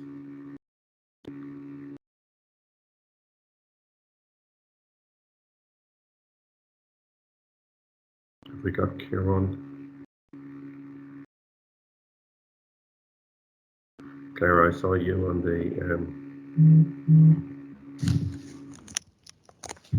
Kieran, you're very welcome. Thank you very much. I don't know whether you can say, and I saw Claire appearing there, so I'm not sure I'm first, but I'm happy to give way to student representatives. But just very pleased to be here and good to see you, Billy. And I don't know whether the participants can see me, but I was just reflecting, in fact, that Billy and Pádraig are former colleagues of mine in DCU. Claire is a former student union president at NUI Galway, so particularly pleased to join with you and with Sarah and the Minister. And I was thinking, what is it that joins us all together? And I know from working with directly with Pádraig and with Billy and with Claire, and from working closely with the Minister and from hearing Sarah this morning, that what brings us together is student advocacy and the support for students and working for the benefit of students. And I think that's a very profound calling this morning and today. And this is one of the online events, first of all, that's been most highly populated. The number coming on this morning has been really, really impressive. But secondly, to me, one of the most inspiring, in that we had, I think, a great sense of humanity from Sarah and a great sense of commitment in the questions to the area of academic integrity. And I commend also the network and the National Academic Integrity Network, because this is important work, and we're very pleased as the IUA to welcome it. The second thing I was thinking about this morning was when at NUI Galway, as you may know, we have a values-based strategy which we launched what seems like a long time ago now, but at the beginning of 2020. And Claire was involved when she was here as Students' Union President in shaping it. And the reason why we started with values was manifold. One was my sense that for strategy, and the best book on strategy I've ever read is by Simon Sinek, starting with why, and why we are here. And that profound question, which I think informs a lot of the debate this morning, is why are we here as educational institutions and learning institutions? And I'll come back to that maybe in a later comment. And secondly, that values really captures, I think it brings together, it coalesces something which speaks to something much more profound than simply functional mission or vision, but is a much deeper coalescing, if you like, and something that brings together in a much more profound way. And when we thought about the values, then there were four that we coalesced around. The greatest of these, we always said, was respect. So the value of respect. And I remember Patricia King from Congress at the time saying to us that if respect is there, all else follows. And I think that's something we've often said. The second value we had was one of openness to new ideas, openness to other perspectives, openness to a much broader population, or much broader talent than maybe universities might normally expect to be made up of. The third value was we identified was excellence, and the fourth, sustainability. And I'll come back to both of those in particular. And when we began to have that conversation, I found, and Sarah talked about this idea of the community of inquiry, this kind of overlap in what she called the community of inquiry, and that was what I was thinking of myself this morning in thinking about this presentation. Is early on people began to say, well, I'm for respect, but really I'm over here for excellence. And I have constantly said, and I think as universities we need to constantly say, that respect and excellence are not mutually exclusive. In fact, they go hand in hand. Because if you value respect, what you are then doing is you're respecting yourself, each other, the institution in which you work, but also respecting the evidence, respecting the literature, respecting the integrity of what you do. And I think that is at the heart of excellence. And now more than ever, in the context of both COVID and the public debate and public discourse in that context, but also in the context of social media and other sources of information, that sense of respect for the evidence and that connection that has to excellence in what we do is really paramount. And I think is a very, very good way of articulating what in fact we are about today in the context of academic integrity, goes hand in hand with the respect for each other, for each other's work, for the quality of what we do, but also respect for good evidence, good literature, different ideas and different perspectives, but test it and taste it in a way which is has excellence at its heart. And I think that's a really, for me, is a very important part of what we do as learning institutions. As I mentioned earlier, why we are here is to, as learning institutions, to learn from each other and with each other. And that sense of the ethical future, what is it? What future is it we want, and that we would like to see as both institutions, but more and more as individuals. And again, Claire, in the context of the values, was very, very clear on that value of sustainability. And students really pushed us on that value being one of the values of a university. And very often that's seen as a value which is around, and quite rightly, around environmental sustainability and the bioeconomy and biodiversity. And that's really, really important, as we know, currently. But I would also say that the value of sustainability is about sustaining knowledge, sustaining our disciplines, sustaining the next generation. And that, again, is a profound calling for us all in the context of academic integrity. What kind of society do we want the next generation of scholars, the next generation of leaders, the next generation of people who will shape society for the better? What kind of society, what kind of scholarship, what kind of next generation do we want to sustain? And I think in that context, our students are with us in this. I think they more than ever realise that ethical future is something we all have a stake in. And I think what is most profound about this debate about academic integrity is that sense that's why we are here, to defend and to create that ethical future. So I'm particularly pleased to welcome the launch of these two documents, the work of the network. It's ongoing, no doubt, and I look forward to working with you in the future, both at IUA level, but also as NUI Galway. Particularly welcome the fact that this is a peer-driven network. I think that sense of being together in a community, and that sense that this is about actually the kind of community that we create is really important. And I think part of that is I was reminded during some of Sarah's discussion about the new ways of thinking about social media and ethics and integrity in that context is the Sean O'Casey line from The Plough and the Stars, two people arguing from different balconies in the Dublin tenements, and one of the Dublin wags saying they'll never agree, they're arguing from different premises.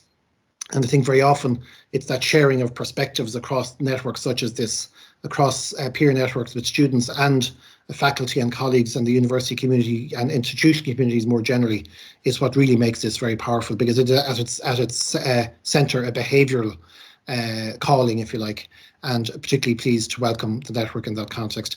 And finally, I'll pick up on the resource question, and I think again Sarah's comments and the comments of the Minister in that context, that university leadership is not just about providing the call, but also supporting the call and supporting the mission. Two things I'd say, particularly taken again by the gig academy context or comment that Sarah had, and it's something we talked about at our management team this week, and that debate will continue. I think it's a very profound part of this debate, is how we support colleagues, how we make life less precarious for those who are with us in academic work, and I think that's particularly important for us in this context, and supporting academic staff in making the right call and creating the right environment. And secondly, I would say around resourcing, and the Minister mentioned this as well, I'm an accountant by background, a great believer that the best way to allocate resources is just leaving decisions to those closest to where those resources have impact. So please do engage with us as university leadership at the university level, but also in the network, and how you best think we should allocate resources to this area. Not, as Sarah said, putting it as something that's apart from, but making it something which is a part of our universities. And I very much welcome both the launch of these documents today, but also that sense of community that we have, and that continuing dialogue, which I hope will continue into the future, because we are starting here and continuing here with why. And this is a very profound part, a way of addressing this.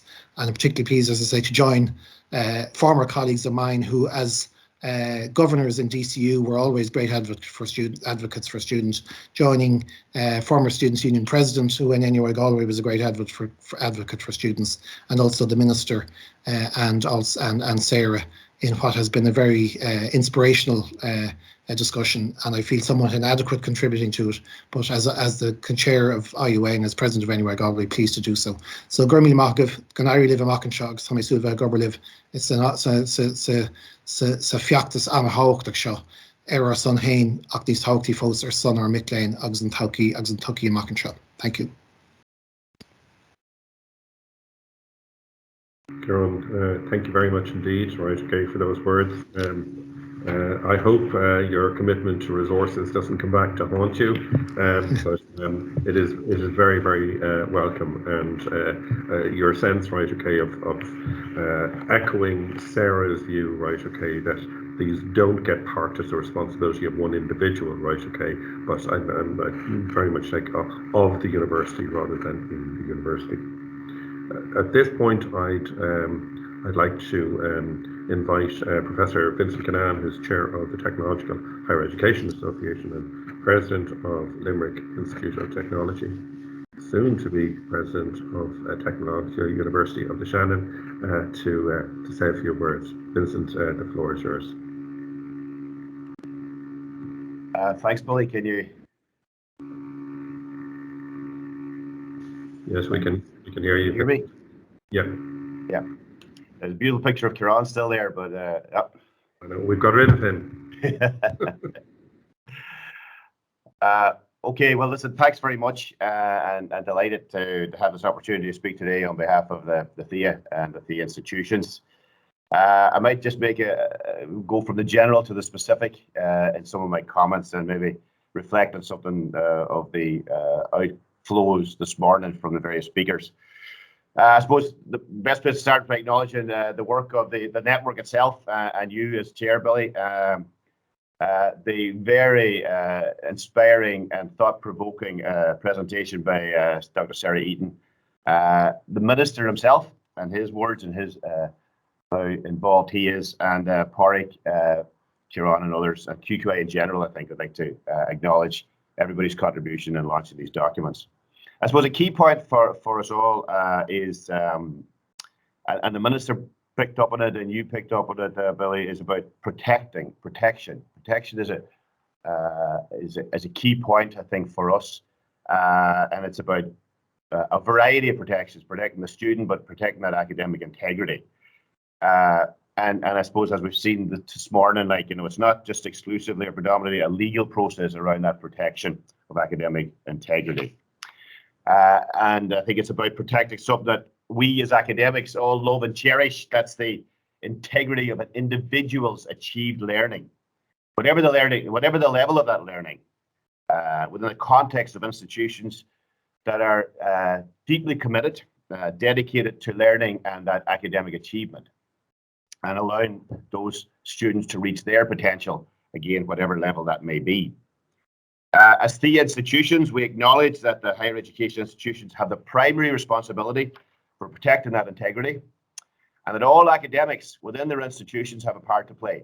And again, as we've heard many times this morning, this is not about individuals or individual responsibility or putting the onus on an individual. It's every individual's responsibility in this space.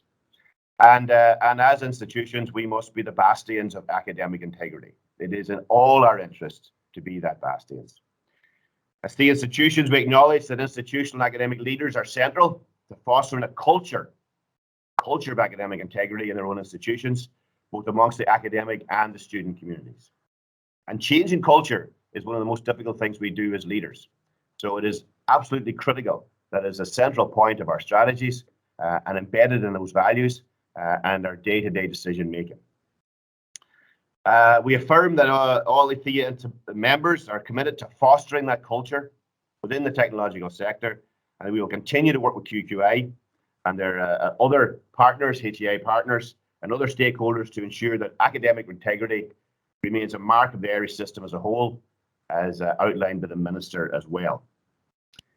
We strongly welcome the publication of the two documents, which will be valuable resources for all our higher education institutions and our various academic communities, given especially that they were produced by the higher education system itself, and that issue of transdisciplinarity that Sarah spoke about a lot, very evident in the network, very evident in the outpourings in these documents.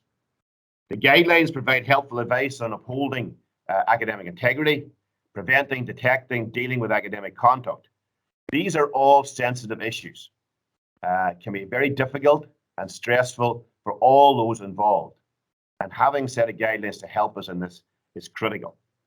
The Lexicon of Common Terms and National Principles provides a very clear statement of values as voiced by the sector, and a common lexicon and vocabulary of terms that will ensure that there's a common understanding and a coherent approach across the higher education system in its fight to protect academic integrity and its own reputation. And as Kieran has already outlined that from different perspectives.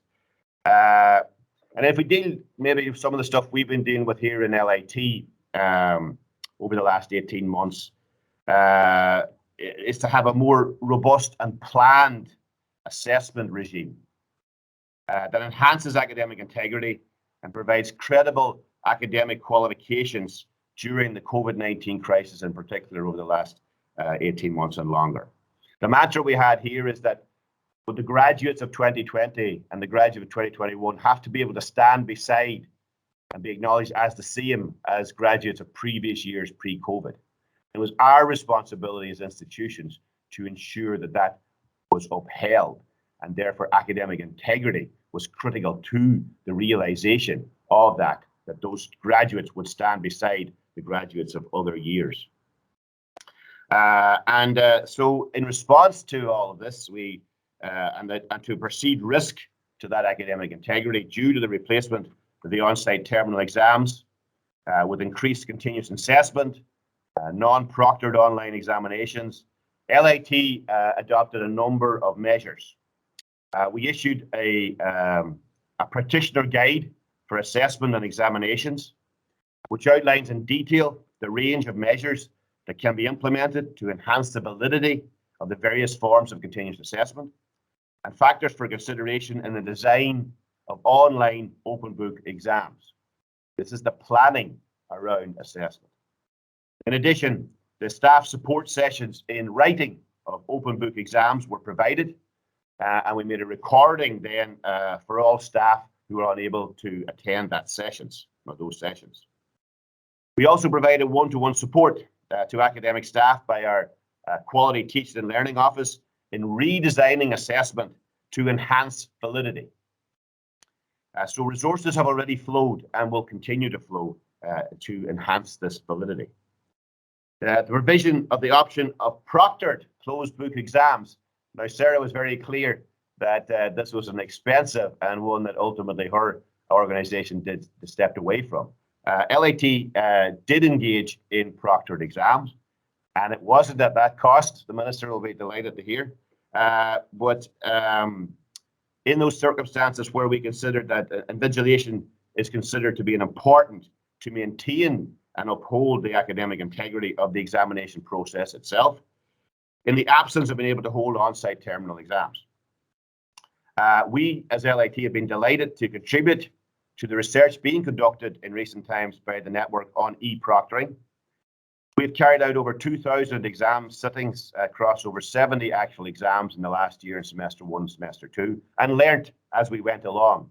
We actually had 3 sittings now of proctored exams, and as I say, we have learnt as we went along. We acknowledge, and certainly I acknowledge, and the TIA institution acknowledge that much more has to be done. And using these guidelines to conduct an audit of our activities.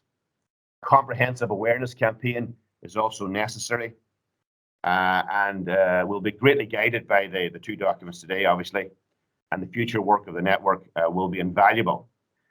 And as the chair has outlined, you know, a lot of us in the TIA institutions are in transition to becoming technological universities, merging, and in that process of coming together, we're re-evaluating, re-looking, and considering our whole academic processes, our academic regulations, and so looking for integrated, fit-for-purpose systems and policies and procedures that will protect and reinforce academic integrity will be at the center point of that. I think just having listened this morning to, but obviously the complexity of this issue, and that issue that Kieran has also spoken about and was very clear, the ethical future. I think sometimes as academics, we think that knowledge generation starts when they enter our institution. But I think if there is an ethical future, we need to be starting much sooner, particularly in secondary education, where that definition of an ethical future, being true to an ethical future for you as an individual, should start earlier and not as you enter the doors of higher education. So I think there is work for us to do, going back into the secondary in particular education level, to ensure that the foundations of that ethical future are embedded much sooner as that learning process engages towards a mature and reflective side of things. So I think there's work for us to do as a sector in working alongside other sectors of education as a whole in this country. And therefore, I'd just like to end then, acknowledge that the publications, particularly the National Principles and Lexicon, was developed by the Network's Working Group 1, which was chaired by Dr. Yvonne Kavanagh, Assistant Registrar in IT Carlow, and assisted then and stepping in was Francis O'Connell, the Registrar of Lone Institute of Technology. And again, this is just a signal of the sector's firm support for the work of the network, commitment to protecting academic integrity in higher education, and we look forward to that future work with the network.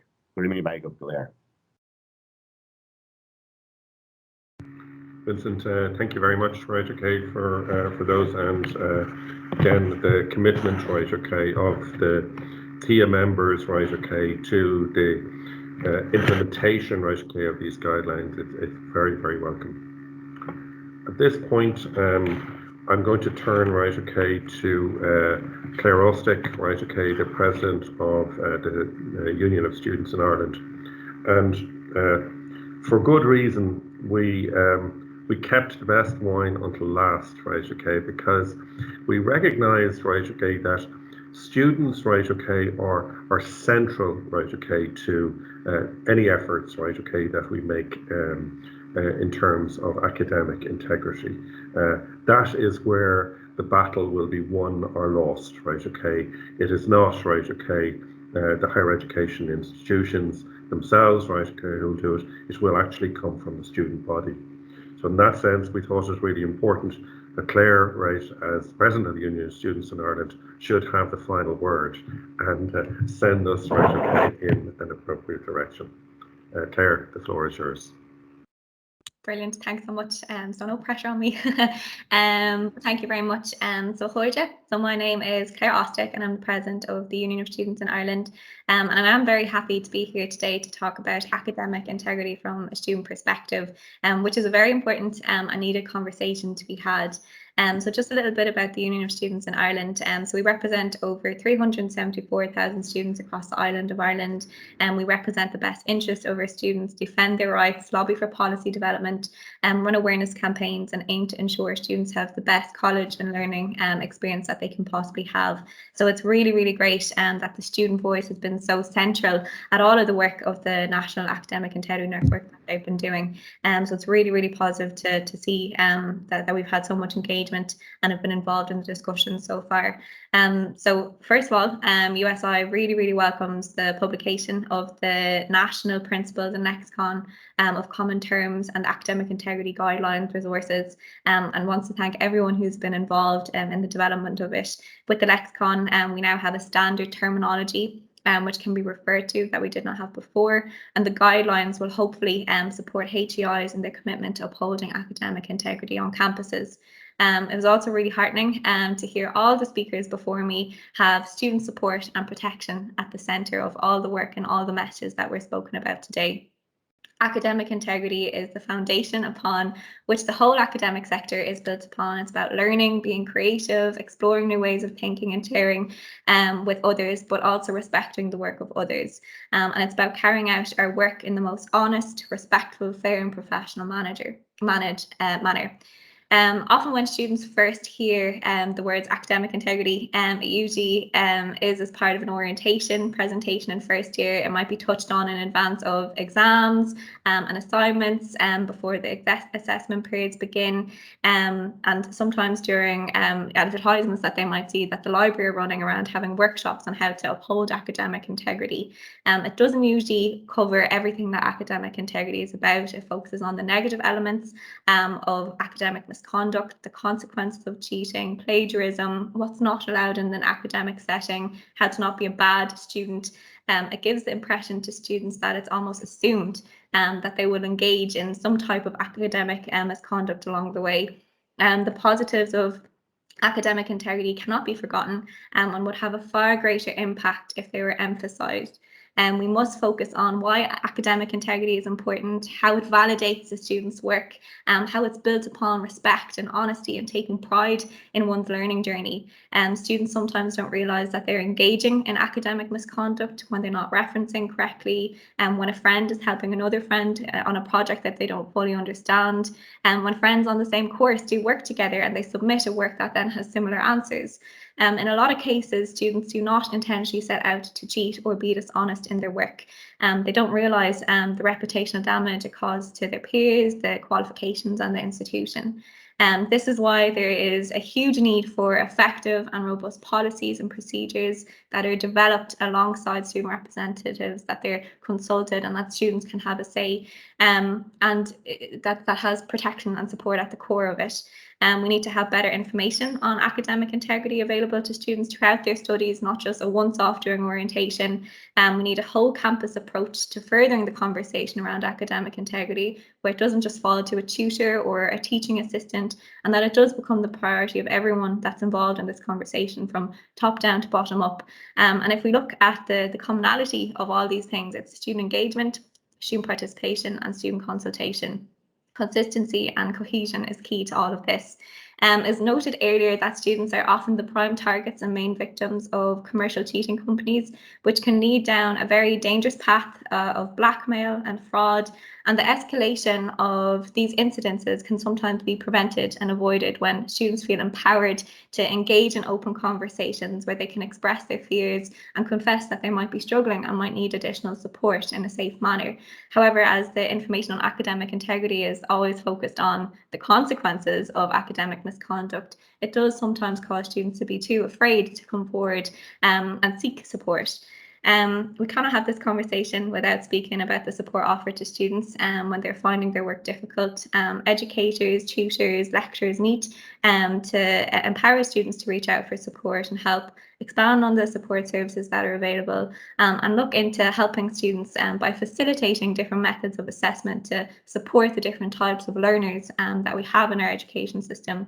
We have a huge opportunity this year and over the next couple of years to reshape our thinking around lifelong learning, education as a whole. A lot of positives have been brought by the pandemic in terms of the lecture recordings and the accessibility and flexibility of it all. So allowing for lecture recordings to be accessed, facilitating different methods of assessment, and being understanding when a student cannot make a deadline for personal circumstances. Student support and protection is the key priority. Finally, I'll try and leave you with a little visual, but if we want to look at academic integrity as the stem of the tree, one which our education system is built upon, we also must look at the branches that provide its stability and sustain the purpose of its very existence. So the branches here symbolise the effective policies, the procedures, the whole campus involvement, the meaningful student engagement, the diverse methods of assessment, the flexibility in our learning environment, and the essential support services. So on that, I would like to thank everyone who was involved in making today happen, all of the people who are on this call, who are committing to upholding academic integrity on our institutions. And I have no doubt that this commitment and this conversation will lead to positive and upholding academic integrity along the way. And our efforts today and over the next couple of months and years will be felt in the future. So Gurmila Mahagat. Claire, thank you very much for those words. Right, you echoed Kieran's thing about respect, right? Okay, but like the respect, honesty, and the pride, right? Okay, at the level of the individual in terms of what they start this.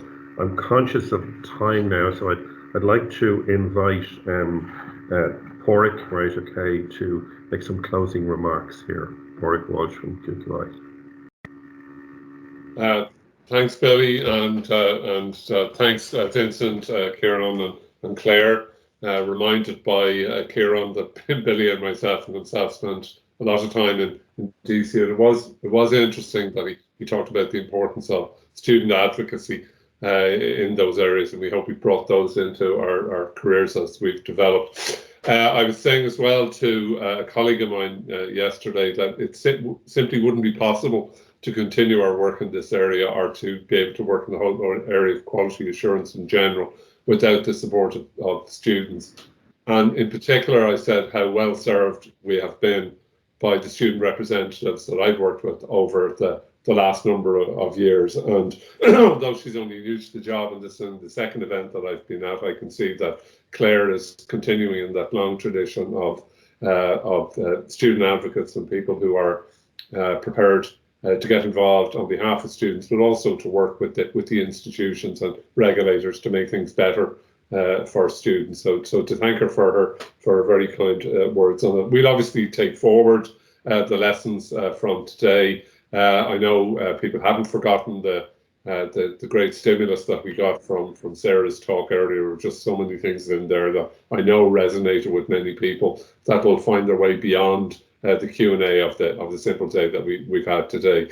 But it is important that the outputs of this, the work that we've done in terms of these documents, find their way into the institutions. Great to hear the comments from Vincent and Kieran about the importance as leaders, not just of their own institutions, but of the sectors themselves. Great to have everybody in the room hearing that, and for staff, students and other representative bodies here to hear that from the leadership for higher education institutions. I'd like to thank all my own team who are involved in the organisation here today. Particular thanks to Sue Hackett, who's done a huge amount of work, including tearing up the running order of the agenda about 10 times before the meeting and during themselves. So to thank them, and Karina Maguire, the head of stakeholder engagement, and other members of the team, Alison, for all the work, and Laura, the work that they've been doing as well. So I'll just hand back to Billy then, just to finally close the proceedings on behalf of the National Academic Integrity. Thanks, Billy. Warwick, thank you for that. The work of the National Academic Integrity Network continues, right, okay, and I'd like to just take your opportunity to draw your attention, right, okay, there's a National Academic Integrity Week. This happens every year. This year it will be between October the 18th to the 22nd. We will post the program, right, okay, on the main web page just on the QQI website. We're pleased to have Thomas Lancaster, right, okay, who's a key player, right, okay, in terms of assessment integrity, and Thomas Lancaster will speak on Monday the 18th. The links to the new resources are in the chat, right, okay, that'll take you to the main page on the QQI website. I'd like to thank all who are involved, the Minister, Sarah, Aisling, right, okay, who managed the Q&A, and all the participants. I think there are some key messages, right, okay, that we should want to take away. It is about that thread of ethical and integrity, right, running right through, right, okay, that starts before we see the students in higher education and afterwards, right. And Vincent touched on this, right, okay, this doesn't start, right, okay, with higher education. It has to start with that. And academic integrity doesn't exist in the independent space, right, okay, from wider sense of integrity. And there are some key challenges here, but those challenges have to be evidence-based. I quote time and again Barbara Redmond, formerly of UCD, who used to make the point, right, okay, that researchers would always ask you, where's the evidence for that? Yet in teaching and learning, all too often people were willing to say, well, everybody knows that, without, right, okay, that evidence base. And what Sarah has pointed us to as well is the need for research and evidence-informed approaches in this. And Kieran, right, echoed that same point. I'm conscious that we probably need to think about the way we engage with our students. We navigate that challenge put by Sarah to adapt to the changed world, right, okay, that students live in, finding ethical ways of sharing, right, okay, and what Porrick referred to as in some sense, that grey boundary between collaboration and collusion. the underlying theme, right, okay, of the Minister's closing remarks about protecting our students, I think should strongly resonate with us.